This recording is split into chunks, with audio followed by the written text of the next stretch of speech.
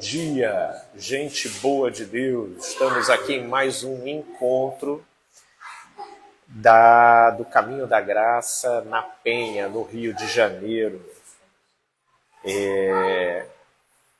E hoje vamos conduzir a nossa reunião com um louvor de fundo, que são com as crianças que estão aqui abrilhantando aqui o nosso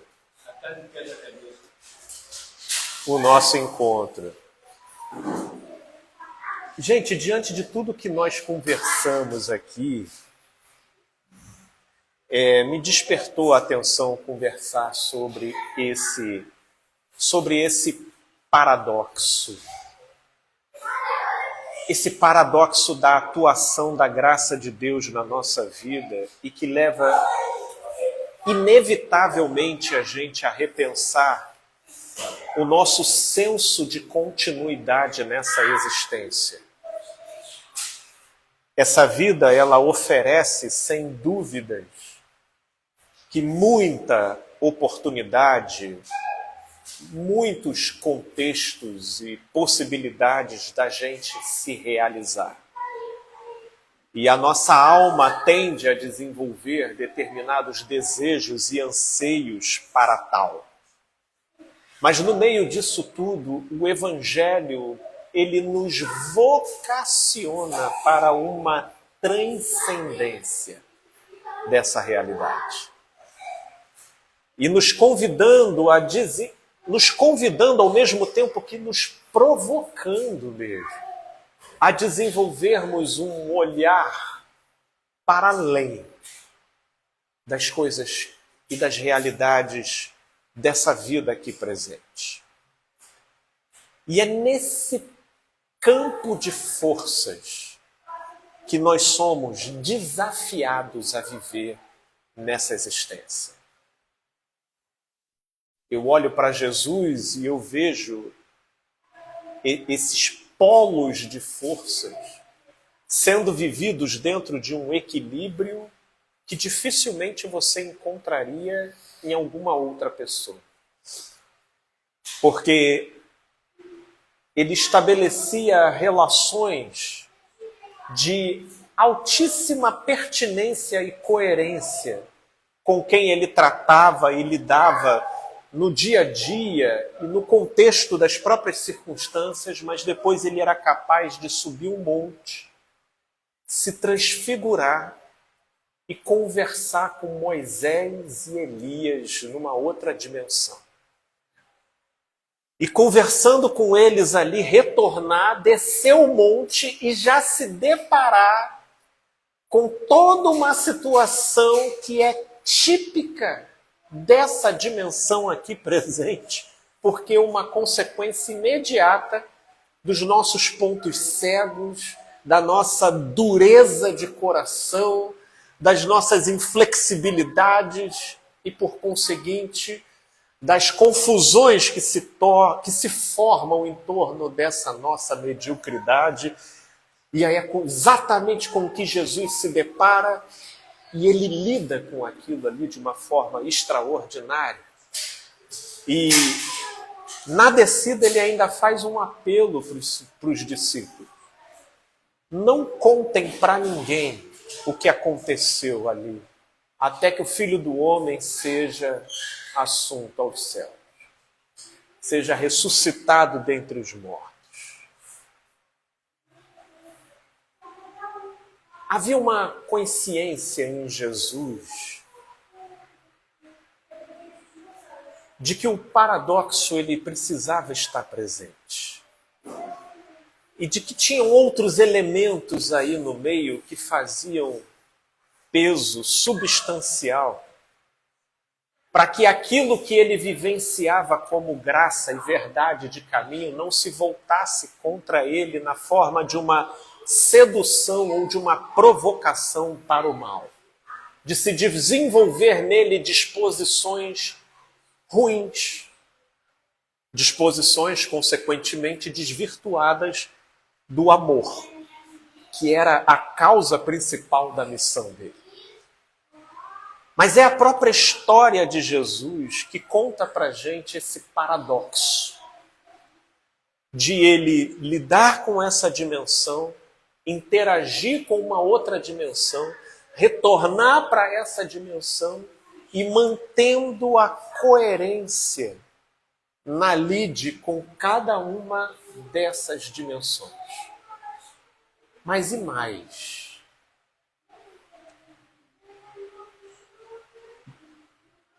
Tudo o que aconteceu com Jesus foi um grande engasgo, inclusive para o mundo espiritual, né? Porque eu creio que seria e que foi uma surpresa para todos que alguém da envergadura de Jesus, o Cristo eterno, estivesse destinado a ter que padecer e morrer, né? Para que então fosse-lhe ratificado uma glória sem precedentes. Só que essa foi uma leitura que se fez depois, pelo Espírito, não antes. Antes foi escândalo. E um escândalo completamente desnorteador. Por ser algo que, naquilo em que aconteceu, frustrou e desconstruiu todos os castelos de expectativas do que se esperava de Jesus enquanto Messias. Porque no íntimo dos discípulos, eu não duvido que eles tiveram a real percepção de que Jesus fosse o Filho de Deus. O que foi indigesto foi ter que assistir aqueles a quem o coração deles queimava e vibrava, sendo maltratado e culminando na sua morte de cruz. Que era uma morte absolutamente maldita e que, por conseguinte, deu aos seus detratores um ar de vitória. Porque para eles, se estamos aqui, conseguimos provocar tal desfecho, é porque estávamos certos desde o início. Vocês acham que se de fato esse homem fosse o Filho de Deus, ele teria chegado a esse ponto aqui? Ele teria chegado à cruz? Teria. Nós seríamos dizimados aqui. Nós seríamos dizimados e esse sujeito não chegaria. Ou seja, Jesus ter ido na cruz e ter morrido veio como uma confirmação até para aqueles que o mataram, de que eles conseguiram cumprir a finalidade pretendida, que foi erradicar toda uma grande heresia que estava se formando no meio do povo. Na concepção deles, eles salvaram Israel da mentira que era produzida pelo tal Nazareno. Pelo tal Nazareno. Mas a história ali só estava começando. E depois de 3 dias, Jesus ressuscita. E no que Jesus ressuscita, ocorre uma total subversão. Porque de início até os seus discípulos, tão abraçados, tomados e possuídos pela convicção que eles tinham de que, uma vez morto, acabou a história. Quando Jesus aparece, eles ainda tiveram dificuldade de ligar os pontos de que esse era um evento que, inclusive, Jesus já informava para eles que aconteceria. Mas as nossas crenças, condicionadas pelo modo como a cultura molda a nossa maneira de ler e interpretar a realidade, forjando na gente convicções.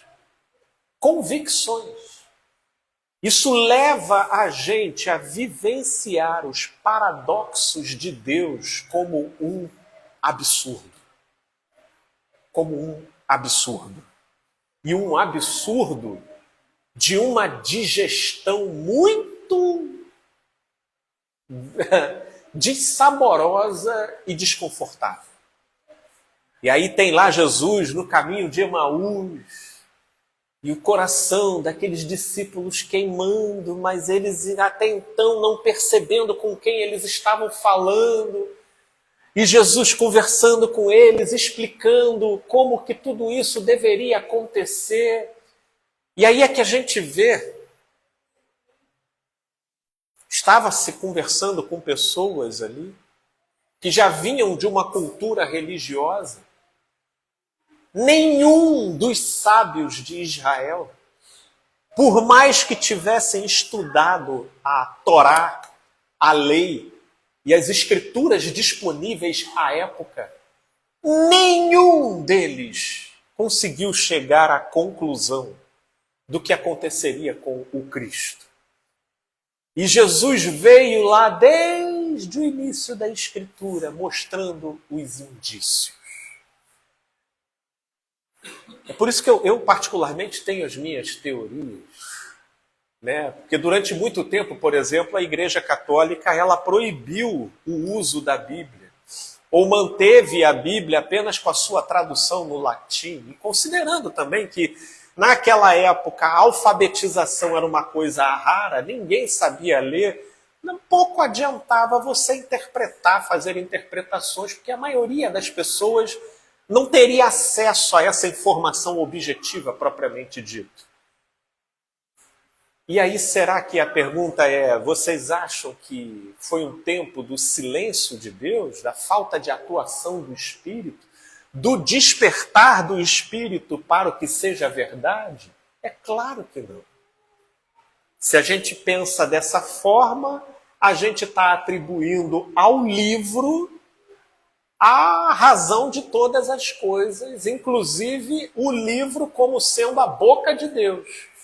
Sem o livro, Deus era mudo. Né? Deus era mudo e inativo, mas nunca foi. Nunca foi. E perceba como que no curso da história não foram as Escrituras. Embora Jesus disse, né, examinai as Escrituras, porque são delas, né, que falam acerca de mim. Mas quem tinha olhos para ver? Examinar. Porque até para você examinar e perceber o Cristo nas Escrituras, se não for pelo Espírito, você não vê. Se não for pelo Espírito, você pega as Escrituras e a pauta que você vai ter é anti-homossexual. A pauta que você vai ter é sobre como as pessoas se vestem. A pauta que você vai ter é contra quem casa de novo, né? Contra quem se divorcia. Na verdade, não vai faltar pautas, né? Vão ter pautas. Vai ter que você precisa frequentar domingo. Vão ter muitas pautas. Agora, do espírito do Evangelho, só se o Espírito despertar. E Jesus, no caminho de Emaús, é a ilustração mais contundente disso.